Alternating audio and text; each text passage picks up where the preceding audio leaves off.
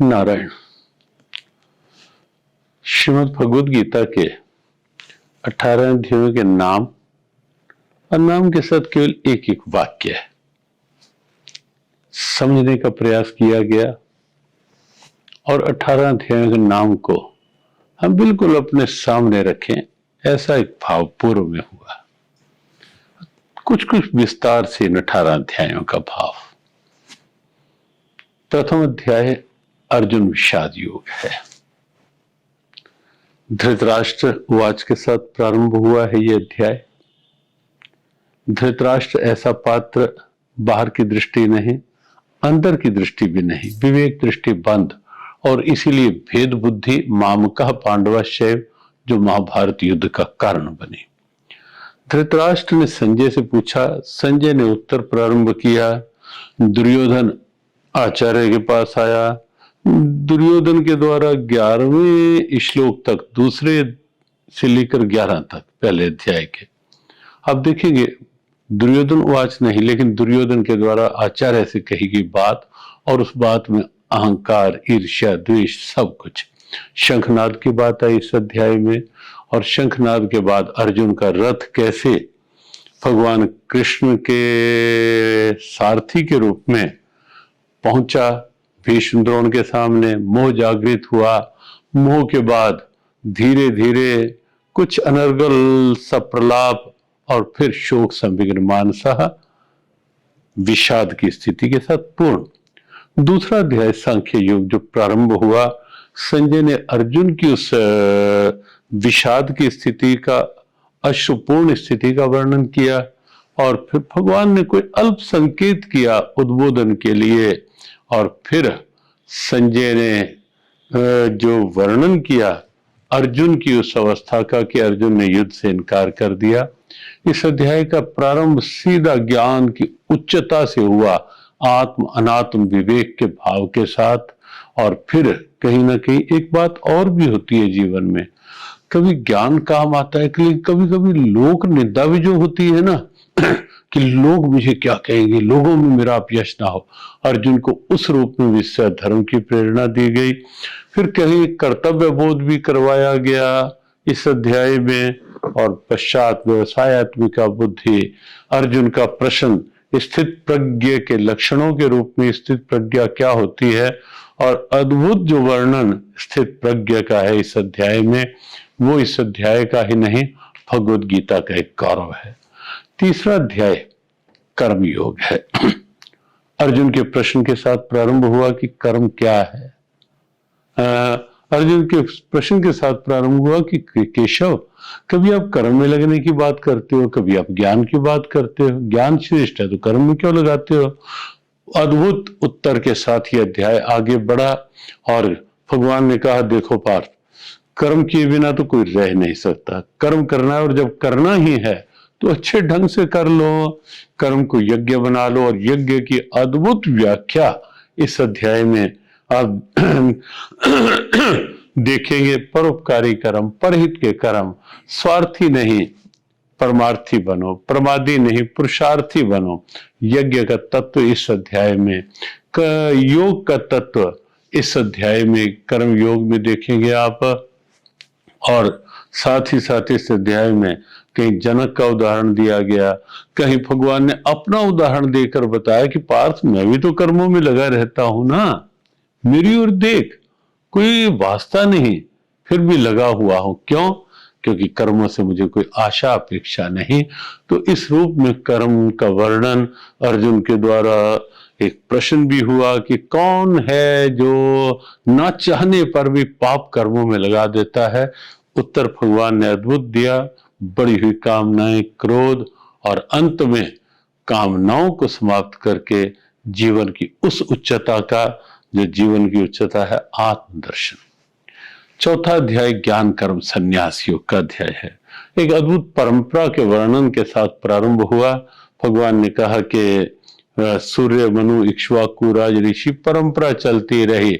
स्वाभाविक अर्जुन का प्रश्न इस अध्याय में, और कि आप अब आए, सूर्य कब का। और अर्जुन के उस प्रश्न से इस अध्याय में अवतारवाद की दिव्यता को आप अनुभव करेंगे और आगे भगवान के द्वारा कर्मों की तात्विक स्थिति इस अध्याय में देखेंगे।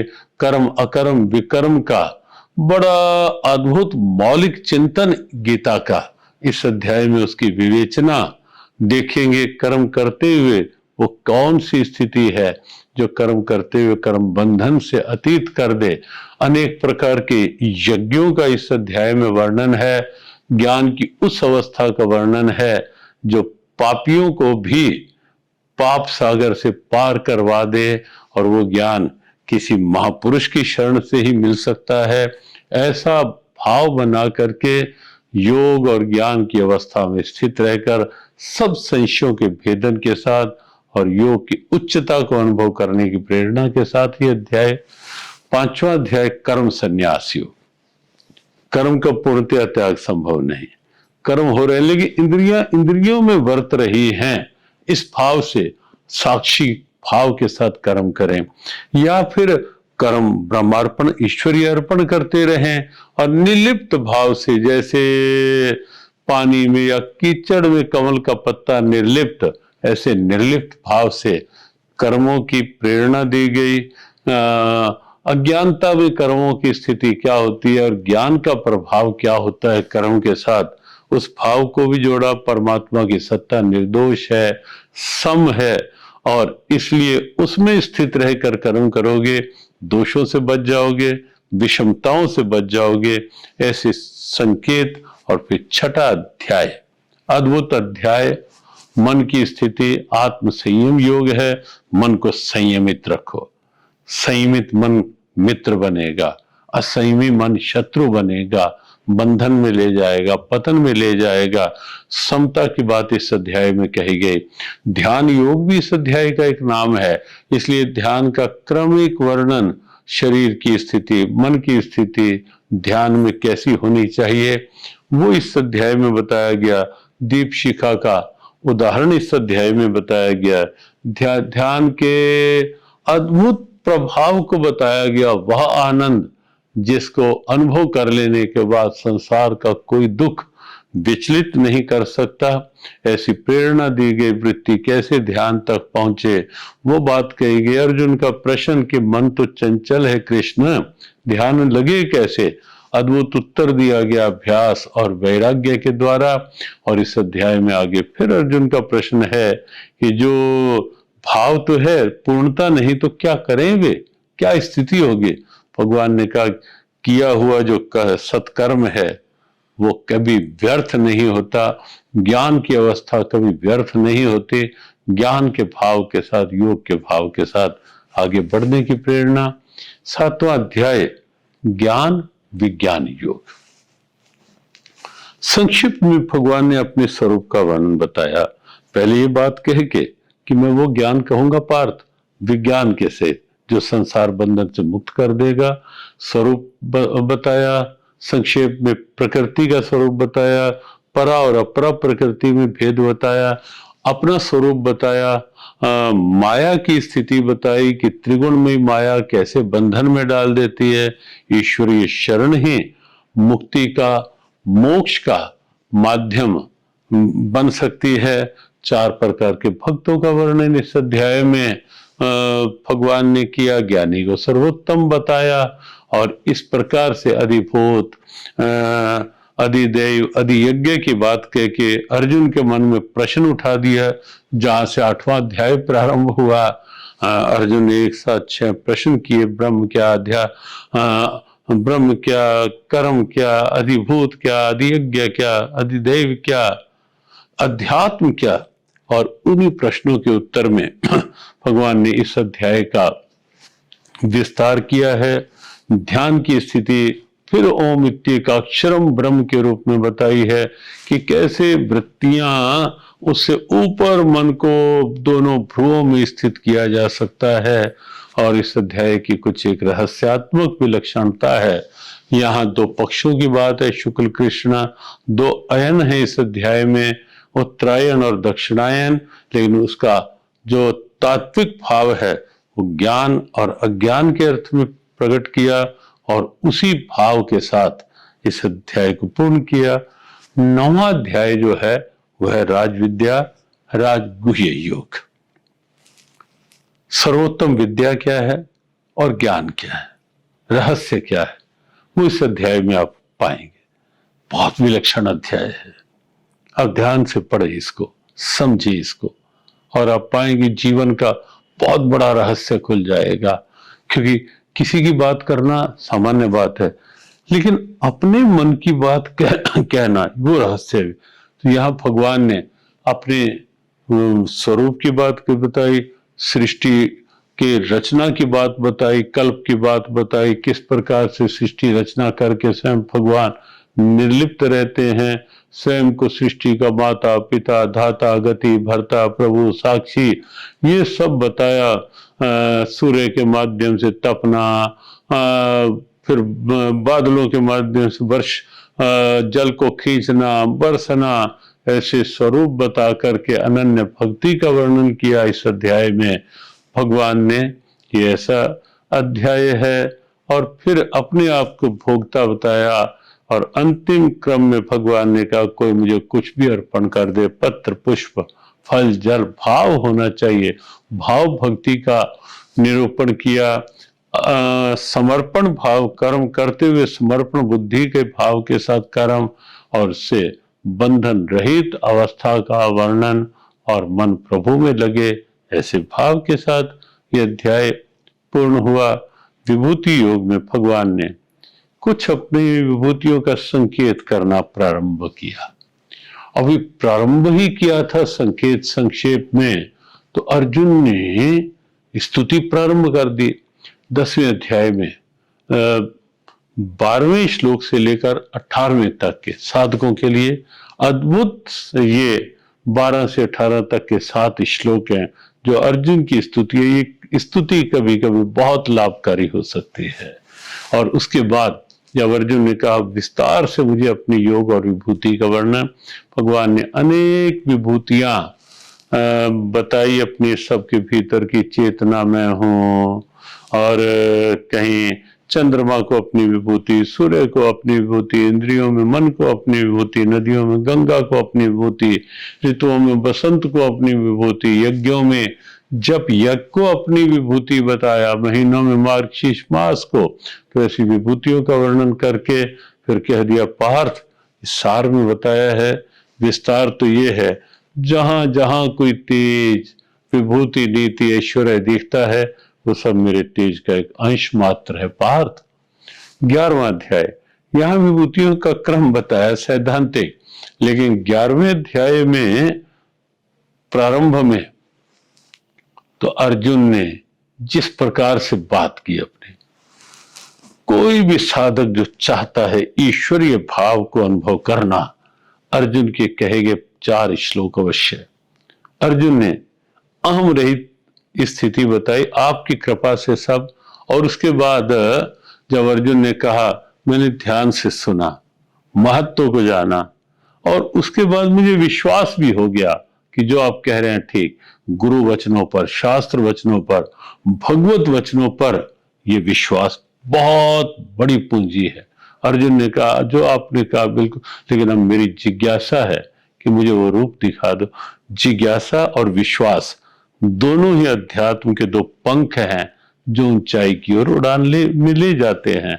और तब भगवान ने विभूतियां के प्रकट रूप को बताना प्रारंभ किया। प्रारंभ में कह दिया इन आंखों से नहीं पार्थ, दिव्य दृष्टि की बात इस अध्याय में कही, और दिव्य दृष्टि प्रदान की अर्जुन को। विराट रूप में, विश्व रूप में अर्जुन ने बहुत कुछ देखा, और देखने के बाद जो स्तुति की इस अध्याय के 36 से लेकर 45-46 तक के श्लोकों में, वो अद्भुत स्तुति है, अद्भुत स्तुति है। अवश्य वो करना प्रारंभ करें। उसके बाद स्तुति के बाद फिर भगवान ने अपना सौम्य रूप दिखाया। 12वां अध्याय भक्ति योग। सगुण साकार और निर्गुण निराकार को लेकर अर्जुन का प्रश्न। भगवान ने कहा कि बात केवल ये है, मन लगना चाहिए।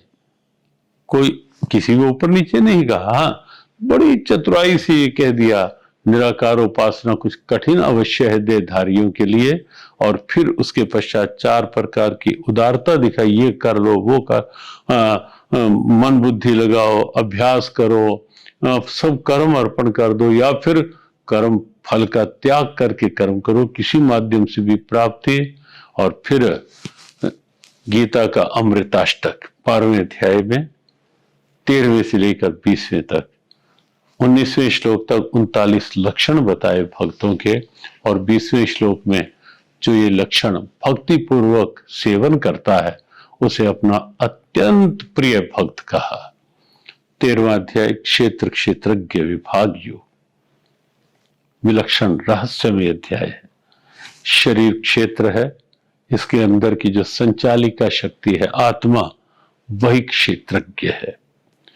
परंपराओं का सम्मान किया, ज्ञान के लक्षण बताए इस अध्याय में, और ज्ञान के लक्षणों के पश्चात एक अलग तरह का स्वरूप बताया कि परमात्मा का स्वरूप सर्वथा पाणीपात, सब और हाथ पैर सब और है परमात्मा के, मुख सिर, वो परमात्मा विभक्त सा दिखता है लेकिन है अविभक्त सत्ता, सब में रहते हुए भी अविभक्त सत्ता है, सब ज्योतियों की परम ज्योति, सबका भरण पोषण करने वाला वो परमात्मा।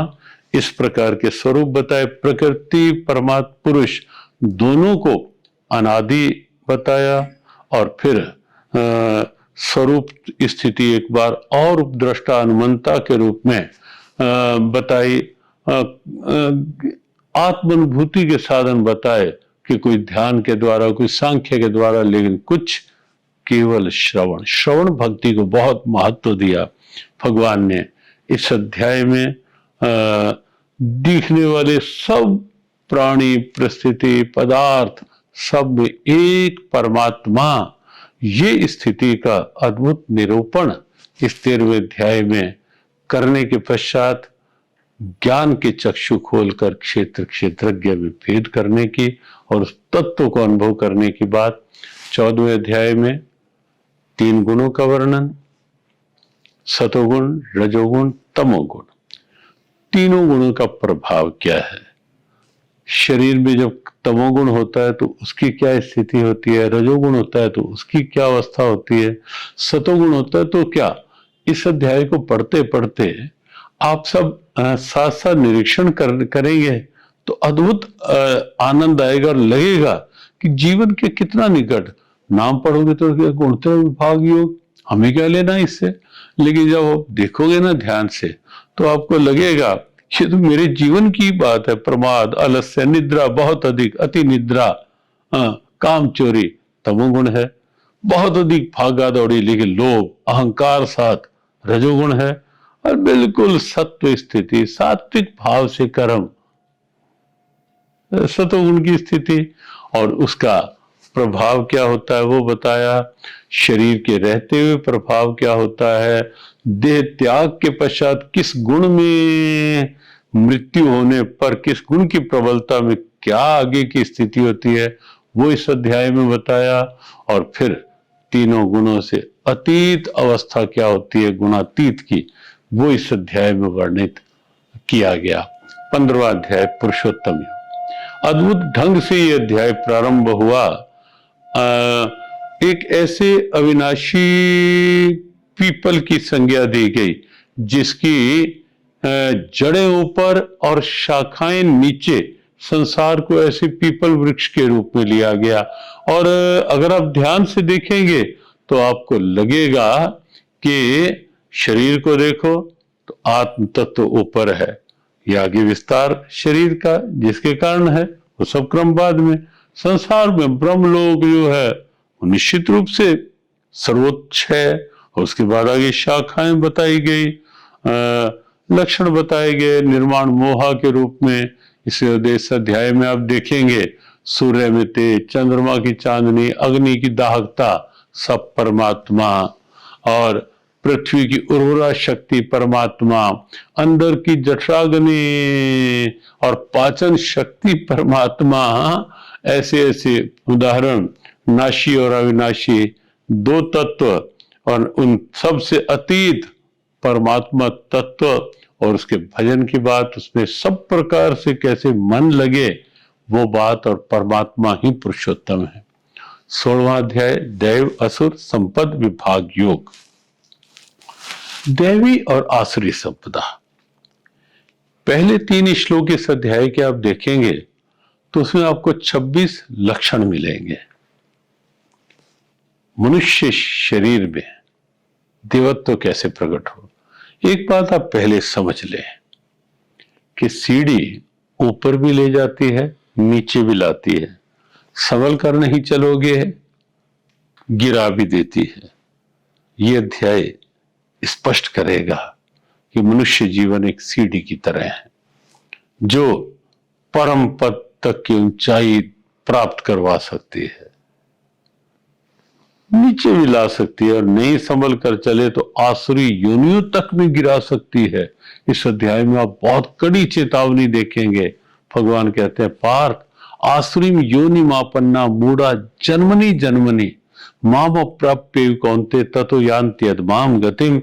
ऐसे लोग जो बिल्कुल मनुष्यता से हटकर आसुरी स्थिति में आ जाते हैं पार्थ, उन्हें बार बार आसुरी योनियों में गिराता हूं मैं नीचे।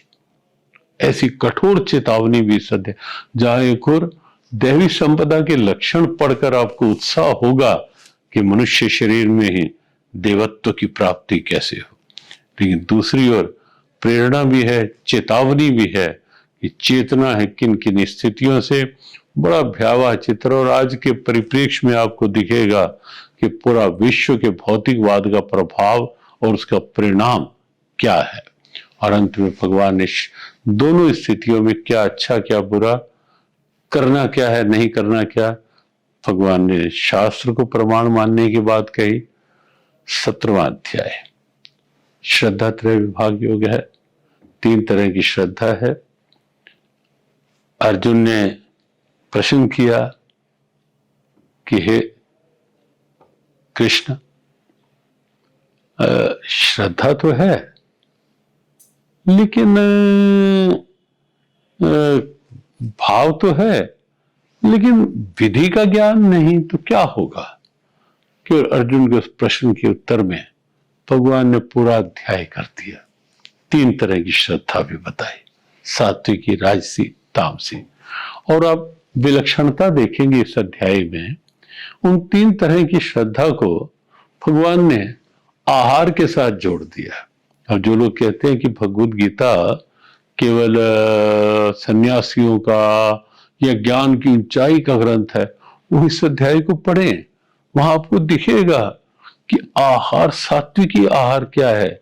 रजोगुणी आहार देखेंगे तो आज के जंक फूड्स और ये जितने भी ज्वलनकारी और भोजन आज के हैं, परिणाम में जो दुख रोग देने, वो सारे शब्द भी वैसे ही लिखे हैं रजोगुणी। और अपवित्र भोजन, अशुद्ध भोजन, अभक्ष्य भोजन, तमोगुणी भोजन। और फिर कहीं इस अध्याय में यज्ञ करते रहो, लेकिन गीता पढ़ोगे तो पता लगेगा ना कि मैं ठीक कर भी रहा हूं। सतोगुणी यज्ञ क्या है। इस अध्याय में भगवान ने कहा कि श्रद्धा में है पुरुष, भाव अच्छा हो तो सतोगुणी श्रद्धा क्या है, यज्ञ क्या है, रजोगुणी क्या है, तमोगुणी क्या है। फिर उसके बाद तप के 6 प्रकार बता दिए। एक तो व्यवहारिक स्थिति, वाणी का तप, शरीर का तप, वाणी का तप, मन का तप। फिर सतोगुणी तप, रजोगुणी तप, तमोगुणी तप। फिर दान 3 तरह के बताए, बिल्कुल आप व्यवहारिक स्थिति देखेंगे पढ़ के। फिर ओम तत्सत की अद्भुत व्याख्या की इस अध्याय में। श्रद्धा का महत्व बताया कि बिना श्रद्धा के कुछ भी कर लो, भगवान ने कहा न चतुत प्रत्यय नो है, कहीं लाभ नहीं है। अध्याय पूरा हुआ। 18वां अध्याय मोक्ष संन्यास योग। पूरे 17 अध्यायों का सार है 18वां अध्याय। इस अध्याय को प्रारंभ अर्जुन के प्रश्न ने किया। संन्यास का और त्याग का तत्व क्या है कृष्ण, मैं वो जानना चाहता हूं। भगवान ने विद्वानों के मत को सम्मान दिया और फिर अपना मत बताया इस अध्याय में कि पार्थ, यज्ञ, दान और तप के कर्म तो नहीं छोड़े जाने चाहिए। बड़ी स्पष्ट प्रेरणा दी। इस अध्याय में। और उसके बाद फिर त्याग के 3 प्रकार बताए, सतोगुणी, रजोगुणी, तमोगुणी, 3 स्वरूप त्याग के बताए। फिर क्या कर्म के 3 रूप बताए इस अध्याय में। फिर इस अध्याय में कर्ता के 3 रूप बताए। सात्विक कार्यकर्ता की आप बात पाएंगे, अद्भुत भाव। कर्म का सफलता के 5 सूत्र बताए, वो आप देखेंगे इस अध्याय में। व्यावसायिक दृष्टिकोण रखने वालों के लिए, बिजनेस मैनेजमेंट के, लाइफ मैनेजमेंट के लिए 5 सूत्र जो बताए 18वें अध्याय के 14 और 15 श्लोक, अद्भुत सूत्र है उसमें। उसके पश्चात 3 प्रकार का सुख भी बताया गया, 3 प्रकार के होते हैं। सुख तो सबको चाहिए ना, कि वास्तविक सुख क्या है, जो परिणाम में सुखकारी हो। प्रारंभ में सुख और बाद में दुख ही दुख, वो क्या सुख हुआ। प्रारंभ में कष्ट सहकर भी परिणाम आनंद में हो, वो गीता ने सतोगुणी सुख बताया। 3 तरह के सुख भी बताए। फिर बुद्धि 3 तरह की बताई इस अध्याय में। फिर धृति 3 तरह की बताई इस अध्याय में। और इस अध्याय में 4 वर्णों का वर्णन भी है, उनके कर्म भी बताए गए। लेकिन आपत्तिजनक होता निश्चित अगर 4 वर्णों के धर्म बता करके भगवान ये ना कहते कि स्व कर्मण्य विरता। इस अध्याय में स्पष्ट कर दिया कि अपने अपने कर्म को ठीक ढंग से करते हुए कोई भी सिद्धि भी पा सकता है और कर्म को पूजा भी बना सकता है। सकर्मणाभ्यर्च्य, यह अद्भुत व्याख्या, अद्भुत प्रेरणा इस अध्याय में आप देखेंगे। ब्रह्म प्राप्ति के लक्षण बताए गए, ब्रह्मत्व की अवस्था बताई गई इस अध्याय में। स्वाभाविक स्थिति, पराभक्ति की बात की गई इस अध्याय में। अर्जुन ने की प्रारंभ की स्थिति थी, ना युद्ध से मैं युद्ध नहीं करूंगा। भगवान ने चेताया कि अहंकार की भाषा थी पार्थ तेरी, वो समर्पण की भाषा नहीं थी। यद अहंकार आश्रित न युद्ध से थी मन्य से, जिस अहंकार के कारण तू ये बोल रहा था मिथ्या है। प्रारब्ध की बात कही कि प्रारब्ध के अनुसार लगना ही पड़ेगा कर्मों में। और इस प्रकार से इस अध्याय में बाद में एक बार कह कर कि मैंने जो कहना था कह दिया, फिर सर्वगुह्यतम ज्ञान बताया 2 श्लोकों में, मन मना भाव। और फिर मेरे में मन लगा पार्थ, और फिर सब छोड़ आरोप, मेरी शरण में आ जा, आगे का दायित्व तो मेरे ऊपर छोड़ दे पार्थ। अहम त्वा सर्व पापेभ्यो मोक्षयिष्यामि। ये इस अध्याय का तत्व है। मां शुचः इस अध्याय की सार प्रेरणा है। और उसके बाद किसी गीता उपदेश नहीं सुनाना चाहिए, किसे सुनाना चाहिए। गीता प्रचार करने वालों को अपना सबसे प्रिय बताया, लेकिन भाव और पराभक्ति के साथ। अध्ययन करने वालों का क्या महत्व है, गीता पाठ करने का क्या महत्व है, गीता सुनने का क्या महत्व है, वो सब बताकर अर्जुन से प्रश्न किया। पार्थ ध्यान से सुना, सुना, एकाग्रता से सुना, क्या मोह नष्ट हो गया। अर्जुन का सकारात्मक उत्तर कि मेरा मोह नष्ट हो गया, संदेह दूर, अब बिल्कुल आप जो कहोगे वही करूंगा। और फिर संजय वाच के 5 श्लोक, संजय का आह्लाद, रोमांच, ये गीता का प्रभाव है जो अर्जुन के जीवन में दिखा, जो संजय के जीवन में 5 श्लोकों में अंत में आप अनुभव करेंगे। धृतराष्ट्र के प्रश्न के साथ प्रारंभ हुआ था संजय से, धर्म क्षेत्र कुरुक्षेत्र किम अकुरुत संजय। और संजय वाच के साथ संजय के द्वारा धृतराष्ट्र को उत्तर दे करके, राजन ये पूछ रहे थे ना कि क्या किया मेरे और पांडु के पुत्रों ने, क्या हुआ परिणाम, ये निश्चित कर लो कि आपके पुत्र जीतने वाले नहीं। जहां श्री कृष्ण हैं और जहां अर्जुन जैसा कर्तव्यनिष्ठ, धर्मनिष्ठ धनुर्धर है, विजय भी वहीं, विभूति भी वहीं, सब वहीं है। और ये इस आश्वासन के साथ भगवद गीता का 18वां अध्याय संपूर्ण, भगवद गीता का संपूर्ण। लेकिन ये इसी रूप में संपूर्ण हुई है, ये ध्यान रखना। पूर्ण संपूर्ण वास्तव में तब होगी जब गीता जीवन गीत बने, शांति प्रेम संगीत बने। और ये इसीलिए ये सब परीक्षा कोर्स ये सब भाव है। आओ समझें, समझाएं। शुभकामनाएं।